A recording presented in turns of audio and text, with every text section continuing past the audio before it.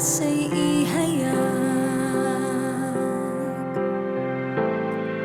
sila'y pag-uusigin, pagsubok daranasin,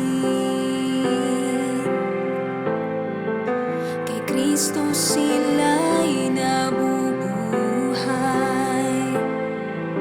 ang mamatay ay pakinabang,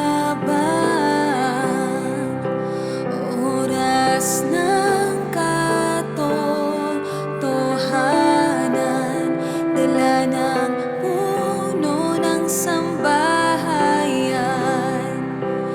di mapasusubalian, kanyang pagkahirang.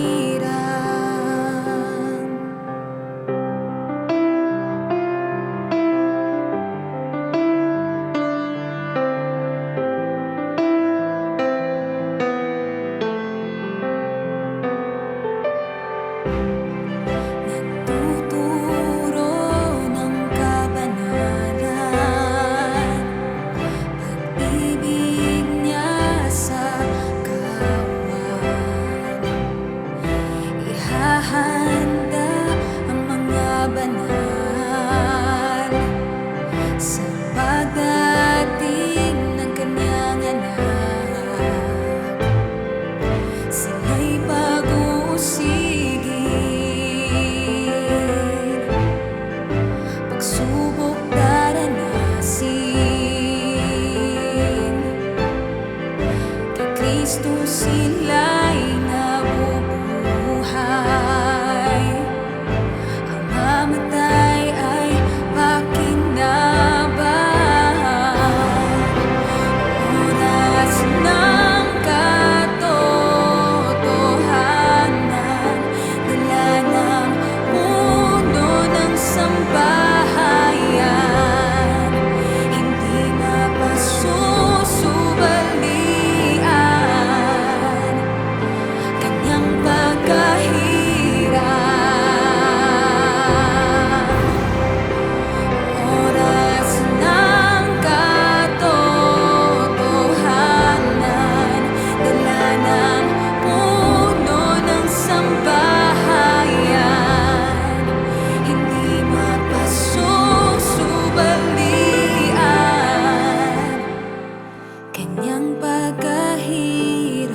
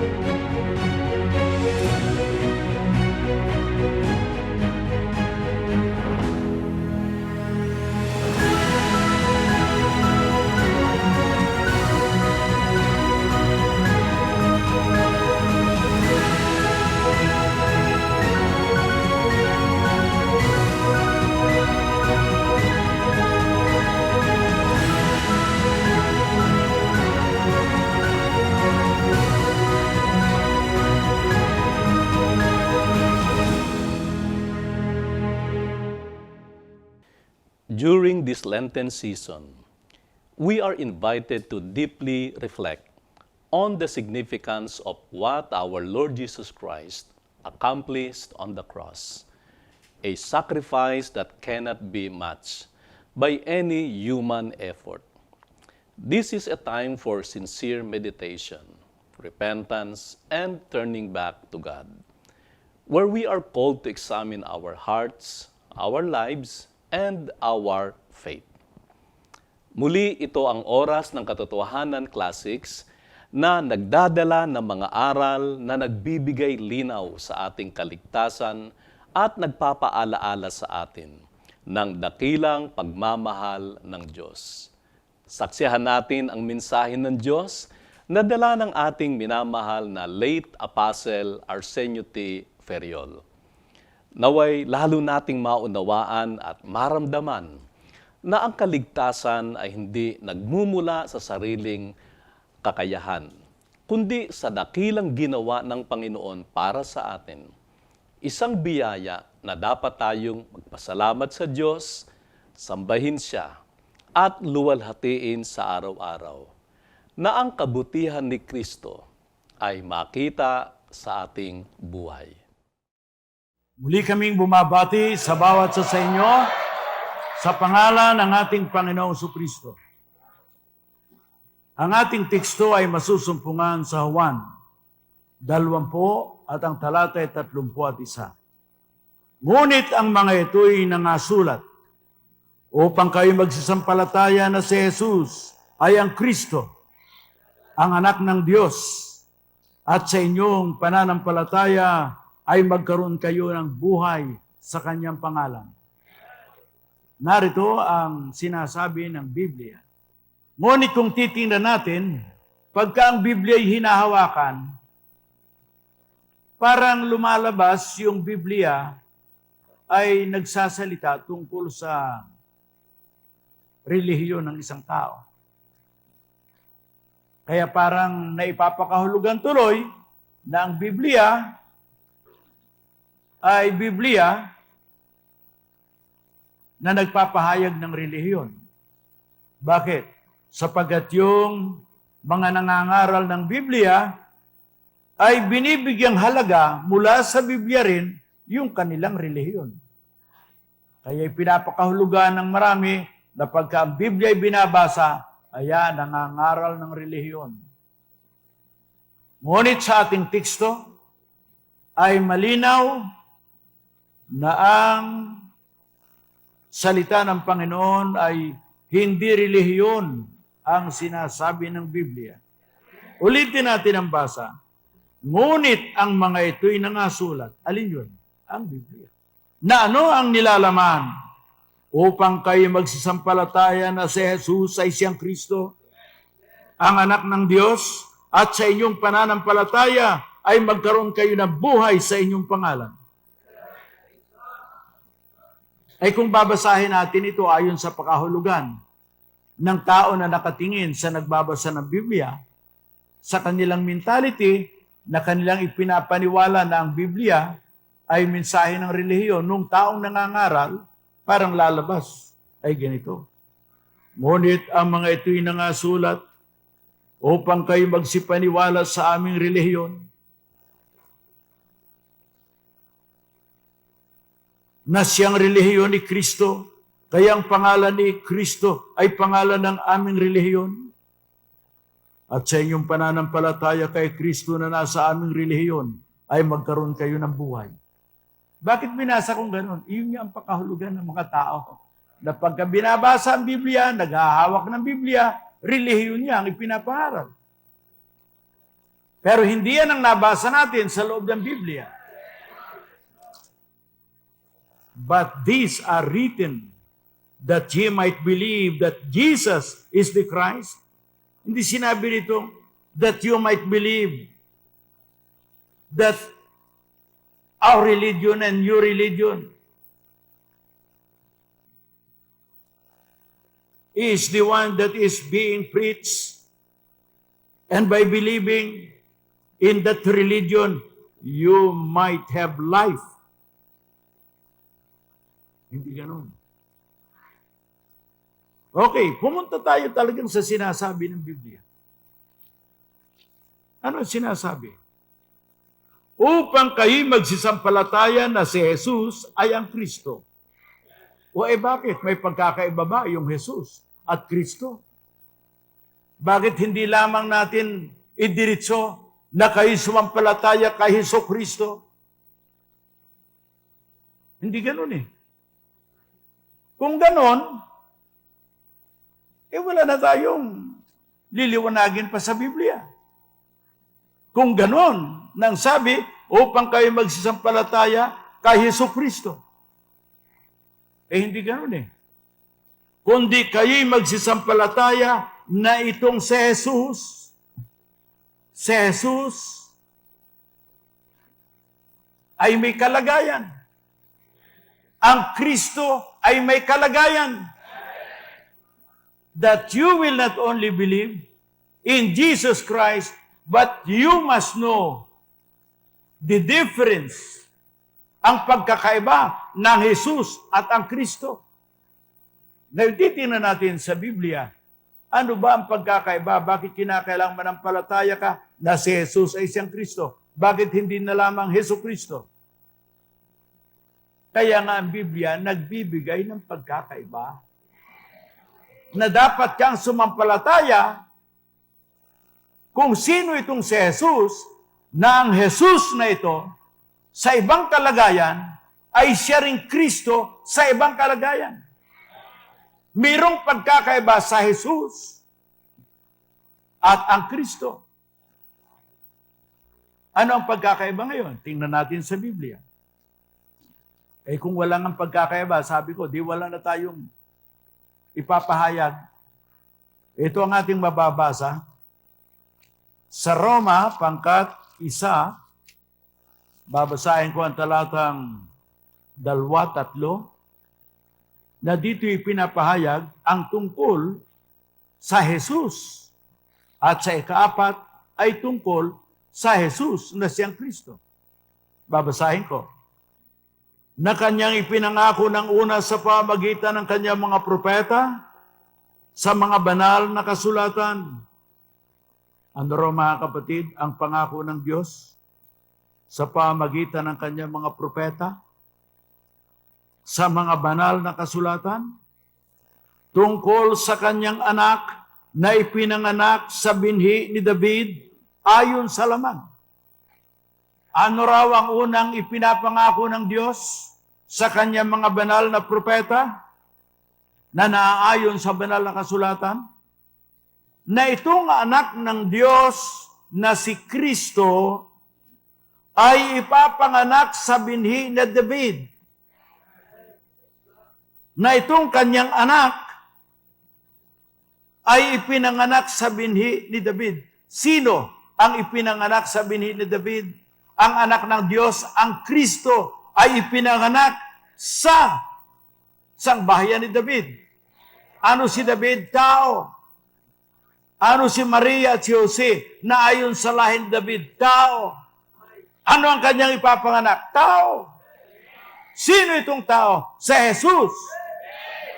Pero saan nagmula itong Jesus na ipinanganak sa sangbahayan ni David? Siya ang anak ng Diyos sa langit. Siya ang Kristo. And so the Bible was written for us to believe that this Jesus was born in the family of David according to the flesh. His name was called Jesus. But behind that, before his birth, he is the Son of God in heaven, called Christ, the anointed of God. Praise God. Sa mga katwid, yun ang layunin ng pagkasulat ng Biblia. Maraming mga sinasabi ang Biblia, ngunit iyan ang pangunahin na dahilan kung bakit nasulat ang Biblia. Paano ngayon kung hindi ka sumampalataya? Na ito pa lang si Jesus ay meron lamang panahon. Ano ang kanyang panahon? Nang siya ay ipanganak. Sa sangbahayan ni David, itong si Jesus na tao. Ngunit bago siya ipanganak na tao, siya pala yung Kristo sa langit. Ang anak ng Diyos sa buhay. Anong pagkakaiba sa kalagayan ng Jesus? Si Jesus ay pinanganak sa Bethlehem. Ano yung Bethlehem? Isa sa bayan ni David na malapit sa Jerusalem. Doon ang galing si Jesus. Sino ang kanyang mga magulang? Taong-tao. Doon ang galing si Jesus. Ngunit bago siya pinanganak, sa sangbahayan ni David, sa Bethlehem, bago siya pinanganak, ano ang sabi ni Kristo? Kung saan siya nanggaling? Juan 3:13, walang umakyat sa langit, kundi ang nanggaling sa langit. Ako baga, siya na anak ni David, siyang taong-tao nang ipanganak sa laman. Gayon ba'y bago siya pinanganak sa laman, meron na siyang dating kalagayan. Kaya kung minsan, ang ibang mga nagbabasa ng Biblia, lalo pa noong kami ay protestante, inilalaban talaga namin ng debate, gasing na gasing kami yan. Tutuksoin kami. Ang panukso sa amin ni ilan ng Diyos, iisa, ay si Jesus. Diyos ba yan? Eh siyempre, ang paniwala kasi natin na ang Ama ay ipinanganak si Jesus. Lalaban tayo ngayon ng debate, pagtatawanan lang tayo niyan. Hindi talaga yan ang isyu.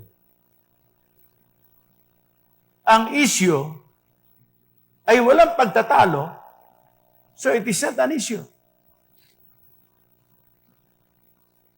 Bakit hindi issue? Eh si Jesus nga, anak ni David, tao. Ipinanganak sa laman. Eh yung nanganak ay tao. Mabuti kung Superman lang man lamang yung nanganak, ay taong-tao. Hindi ka mananalo talaga sa debate niyan. Bakit? Kung paano yung kalaban mo ay walang pahayag, ikaw rin ay walang pahayag, naglabanan yung parehong bulag. Eh, buti pa nga yung kwento ng naglabanan yung bulag at duling. Sabi nung bulag, pare, lumabas ka lang. Lumabas ka lang. Ang ibig sabihin, pare, magpakita ka lang. Magpapakita sa kanyang bulag. O isipin mo yan. Eh sabi naman ng duling, pare, pero isa-isa lang. Bakit ang tingin sa kanya nung duling? Dalawa. Ayun, naglaban yung dalawa. Ay, kung minsan ganyan yung mga nagdidibate. Parehong bulag, humawak sa elepante. Tumangan sa tainga, abaniko. Yung isa, nakatangan sa paa, haligi. Hindi magkasundo. Ganyan yung mga nagdidibate. Hindi yan ang isyu. Ang isyu, ito bang si Jesus na taong-tao? Paano siya naiiba sa isang tao na siya'y hindi tagalupa? Siyang may sabi na walang umakyat sa langit, kundi ang nanggaling sa langit. Saan nanggaling yun? Sa langit.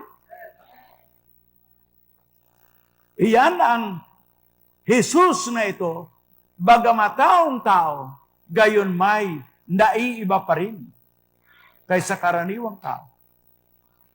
O ito talaga rin naiiba. Yan ibinigyan ng higit na pangalan. Hindi sabi rin ni Pablo yan, di ba? Binigyan ng higit na pangalan. Hindi, talagang iba yan. Mahinang pagkakaiba yan. Kahit kabigyan ng higit na pangalan kaysa karaniwang tao, kahit paluhurin sa iyo ang kapwa-tao mo, nananatiling ikaw ay tao. Ano ang pagkakaiba? Na itong si Jesus na tao ay iba kaysa tao. Not because He was given that highest name, that every knee shall bow and every tongue shall confess. Naiba siya sapagkat siya, bagamat ipinanganak sa lupa, ay tagalangit! Palagay ko, yung malaking pagkakaibang yan. And you must believe. Because it is only by believing that you will have life eternal. There is no promise that when you receive a religion, you join a religion, you will have eternal life. The promise is, by believing Jesus, who is the Christ, you will have eternal life. Kaya tama ang pangangaral ng salita ng Diyos. Ito nga ang nasulat eh. This is the reason why the Holy Scripture was written. Because in believing what is to be believed, you will have eternal life. Kaya what is to be believed in Jesus? That though He is born in the family of David, He is not really an earthlings like where He was born.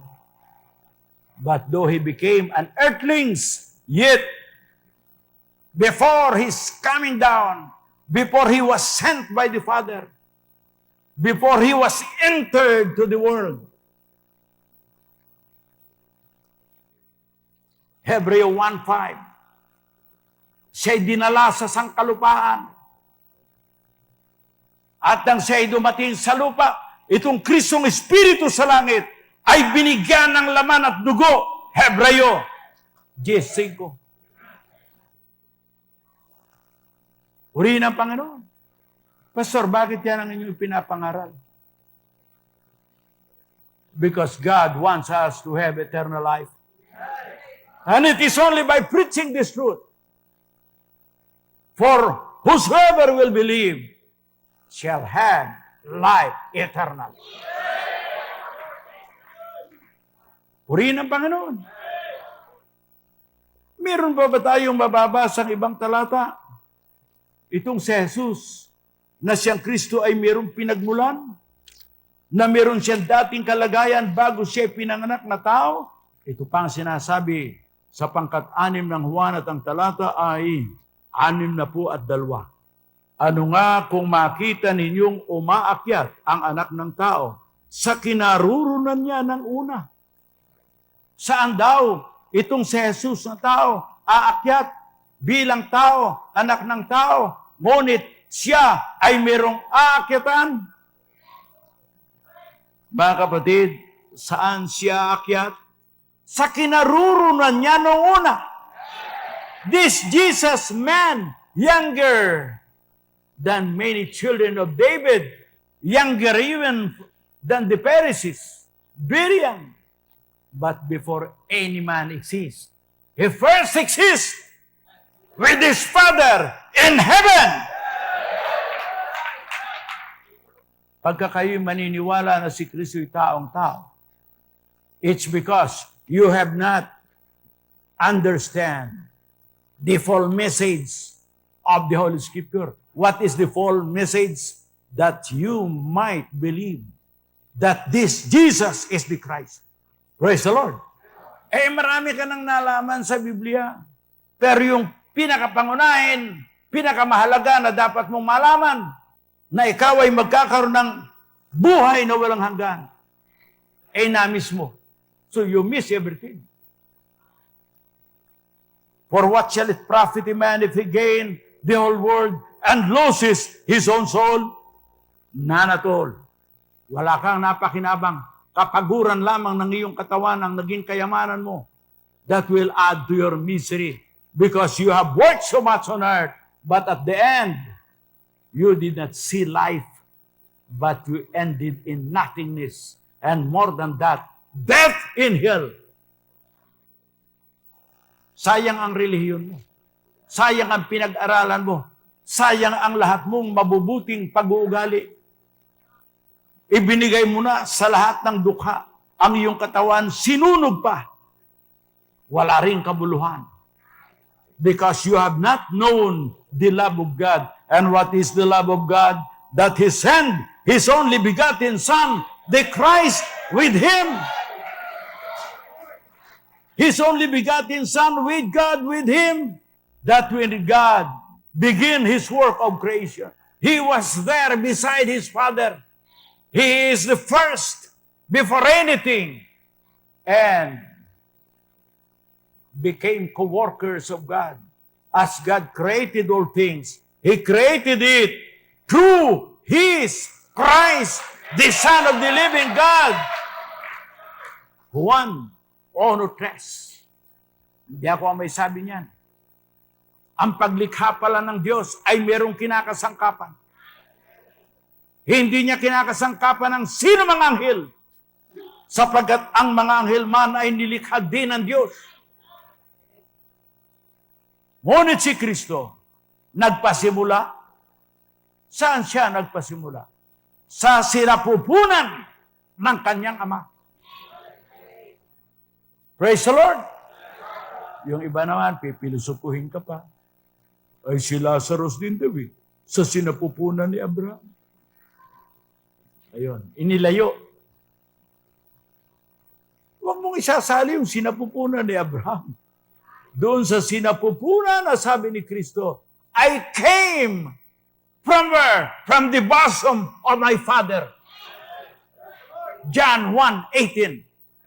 Yan ang pagkakaiba. Yan ang pagkakaiba ng mga nilikha sa lumikha. Si Kristo'y ipinanganak.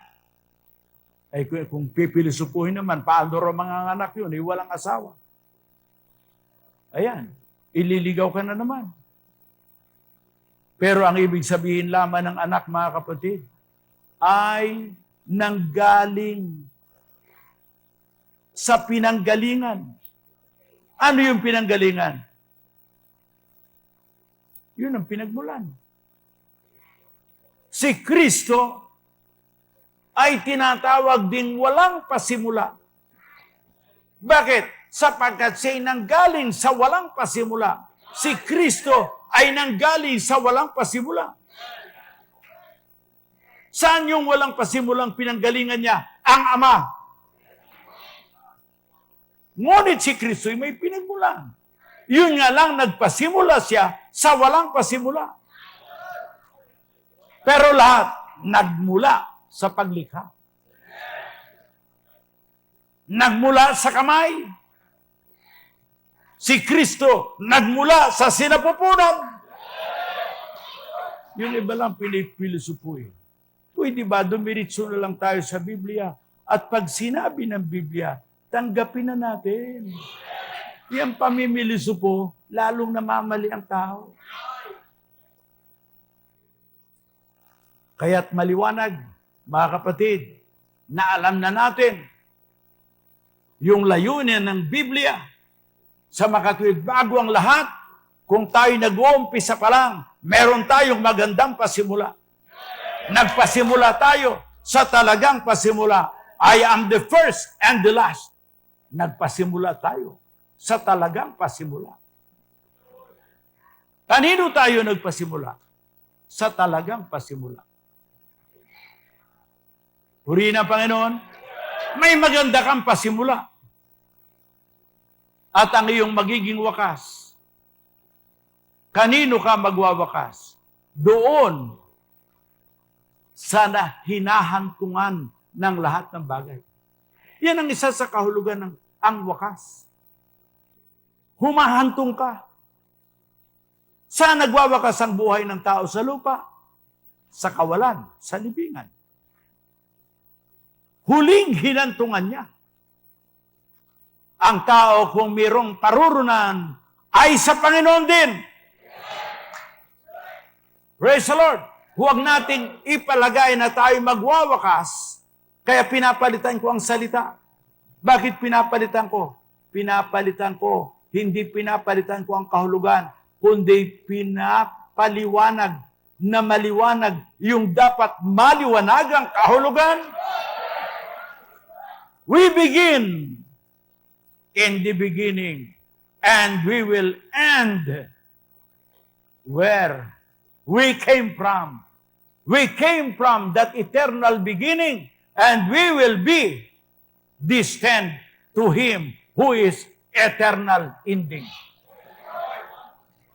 What eternal ending? Mga kapatid, mayroong napapaloob sa salitang yan. Bakit? Sapagkat ikaw na nagpasimula kay Kristo, magwawakas ka, hahantong ka sa Kanya.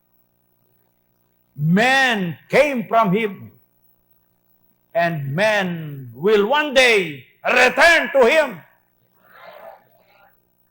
Kumbaga sa prosesyon, doon na humantong. Doon humantong sa pinagmulan. Tayo nagmula sa Kanya. Tayo'y hahantong sa Kanya. Ngunit kung hindi natin mapaniwalaan kung sino siya, sayang ang ating pasimula sapagkat tayo'y magwawakas sa maling wakas. Nagwawakas ang tao. The one will end up in the way that he believes is right, but the end is nothing but death. But the other one will end up into life eternal. Naging hantungan niya ang buhay na walang hanggan. Sa makatwid, babasahin pa natin ang isang layunin ng pagkasulat sa Biblia. Sa unang Timoteo, pangkat 1, at ang talata ay 15, tapat ang pasabi at nararapat tanggapin ng lahat na si Kristo Jesus ay naparito sa sanglibutan upang iligtas sa makasalanan na ako ang pangulo sa mga ito. Ito na naman. Yung ating unang binasa, ito'y nangasulat upang kayo'y magsisampalataya sa tamang pananampalataya. Kung sino itong si Jesus at kung sino ang Kristo, yan ay iisang anak ng Diyos. Ngunit nagkaibang kalagayan ng itong Kristo na kasama ng Ama. Mula pa ng paglikha ay kanyang suguin, ipinasok sa ating sanglibutan sa katawang gaya natin. Binigyan ng laman at dugo. Ito naman ang sinasabi. Ito'y pasabing nararapat tanggapin. Kanino bang salita itong Biblia? Hindi ito salita ng tao. Ang Biblia ay salita ng Diyos. At itong pasabing ito'y isinulat upang tayo ay manampalataya na ang Kristo, ang sabi, Kristo na nagkatawang tao, Jesus ay ang ipinangalan upang kanyang iligtas ang makasalanan. Sino makasalanan?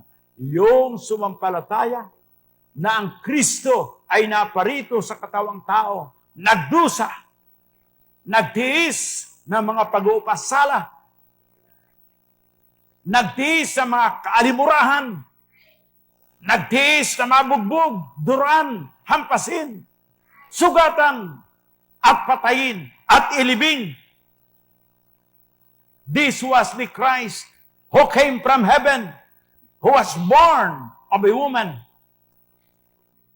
You must believe this is God's word, written for us to believe again. And in believing, not by your religion, in believing by this message from God. You will have eternal life. You will have salvation even before you join a religion. Even before you studied ethics and right conducts. You will have salvation in just accepting this message. Because this is the way how God, our Savior, saves man from their sin and from Satan. Purihin ang Panginoon. Kailan ba gagawin ng Diyos ang kaligtasan ito? Kaya hindi ginawa ng Diyos na mahirap. We are not saved by works. We are saved by grace through our faith. God made it so easy for us to receive. Why? Because salvation is so important. Hindi ka pahirapan ng Diyos para ito'y tanggapin. Maraming bagay ang dapat paghirapan bago tanggapin. Ngunit mga kapatid, ang kaligtasan ng tao sa kanyang abang kalagayan, sa kanyang kahatulan, sa kanyang pagkalipin, ay hindi ginawang mahirap. Tatanggapin mo lamang ang Diyos na umibig sa iyo at si Kristo at ikaw ay may buhay na walang hanggan. Purihin ang Panginoon. Kailan ibinibigay ng Diyos ang kaligtasan ito? Ay sinabi kaagad sa John 3:16, that whosoever believeth in Him, believing in what? That God gave Him to you. And in believing, you will not perish, but you will have everlasting life. Kailan ka maliligtas? Basahin na naman natin ang Biblia, mga kapatid, sa 2 Korinto, pangkat 6, sa talatang 1 at ang talatay 2. At yamang kalakip niyang gumagawa ay pinamamanik din naman namin sa inyo na huwag ninyong tanggapin ang biyaya ng Diyos na walang kabuluhan. Sino itong kalakip na gumagawa? Siya, si Kristo ang may sabi, habang kayo ay yumayaon sa buong sanglibutan at inyong itinuturo, mga kapatid, ang mabuting balita, ako ay sa inyong lagi. Amen? Ang ating pangangaral ay hindi sa tao. Ito'y sa pamagitan ng Espiritu ng Diyos. Ang Espiritu ng Diyos na siyang kahalili ni Kristo. Hindi tao ang kahalili. Juan 16, talatang 7, sa pag-akyat ni Kristo sa langit, ay sinugo sa pangalan niya ng Ama ang kanyang Espiritu upang siyang maging mga aliw natin, upang siyang maging tagapagturo sa atin. Palibhasay, mga anak tayo ng Diyos. Kailan nga ba ang kaligtasan ito? Pagka ikaw ay tumanggap ng biyayang ito, sa pananampalatayang ito'y gawain ng Diyos, ito'y salita ng Diyos. Ang sabi, sa panahong ukol kita'y pakikinggan. Sa araw ng pagliligtas kita'y sasakluluhan.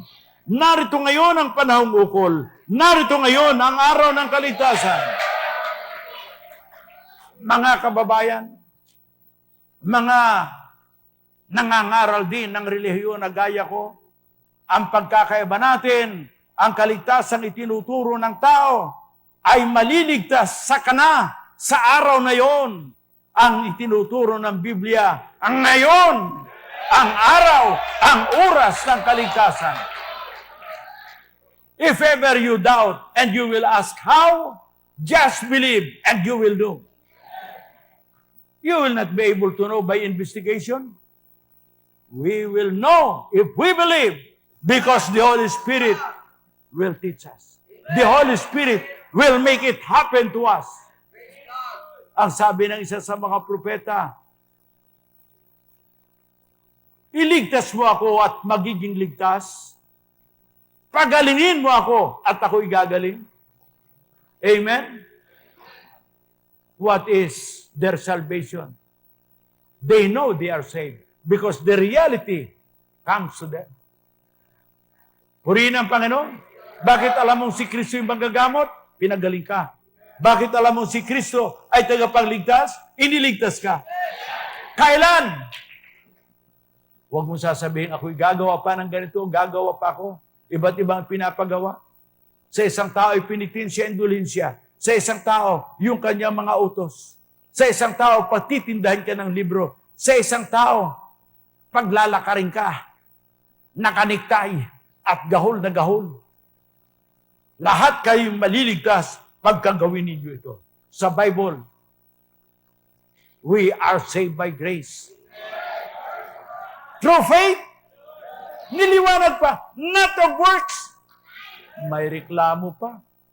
Paano yan? Si Satanas nanginginig pa Iba na yon. Iba na yung sinasabi mo, talaga nanginginig Satanas. Pero yung naligtas sa biyaya. Wala na palang gawa. Meron pagkatapos sa maligtas. Apurado ka Gusto mo gawa ka agad, inaalipin mo ang tao. Hindi, ligtas muna. At kung tayo ligtas na, ano ang ating gagawin? Iniligtas tayo ng Diyos. Di mamahalin siya. Siya ang ating susundan. Siya ang ating pasasalamatan. Bakit? Iniligtas tayo. Tayo tumayo. Amin kayong inaanyayahan saan man kayo naroon. Ang relihiyon ng tao hindi magliligtas sa kanya. Katunayan, kahit sa Biblia, ang relihiyon ni Kristo hindi nagliligtas. Ang nagligtas ay yaong ulo ng tunay na iglesia, si Kristo. At nang masumpungan ni Kristo, iniligtas sila at idinagdag sa kanyang iglesia. True religion is not the one who saved his members. True religion are people who found salvation in Christ and they were added to that group or religion. Kaya religion Purihin ang Panginoon. Saan man kayo naroon, sumama kayo sa amin sa panalangin. Kung kayo may karamdaman, kasama sa pangangaral ng mabuting balita, na mga may sakit na sasampalataya, ipapanalangin sila at ayon sa kanilang pananampalataya, sila'y tatanggap ng kanilang sinasampalataya. When you want healing, you believe that Christ is your healer, you'll be healed. When you want salvation from your vices, you'll be liberated. When you want salvation from condemnation, you will have it. Maraming salamat po sa inyong inilaang panahon upang pagbulayan ang salita ng Diyos. Tayo ay higit pa sa mapagtagumpay, sapagkat ang Diyos ay higit na naglaan sa atin ng biyaya upang tayo ay makapagbalik loob at palakasin ng kanyang mga salita. Salamat sa ating late Apostle Arsenio na patuloy na nagpapaalaala sa atin ng pag-ibig ng Diyos. Kaya naman, inaanyayahan ko po kayo na muli kaming samahan sa susunod na episode ng Oras ng Katotohanan Classics. Patuloy po nating mapapakinggan ang mga mensahe sa programang ito sa Spotify at Apple Podcast.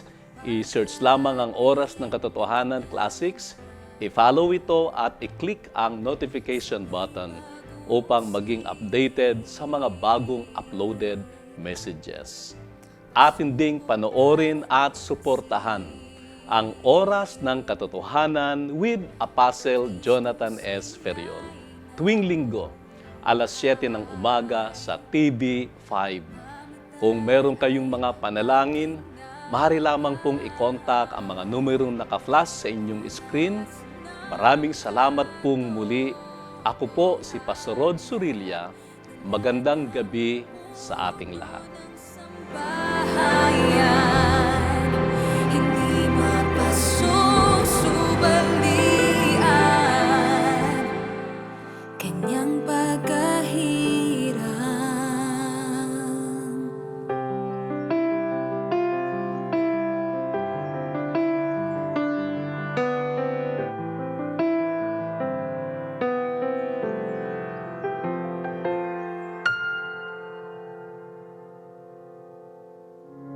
Join us as we continue to spread the message of truth through Fourth Watch Media.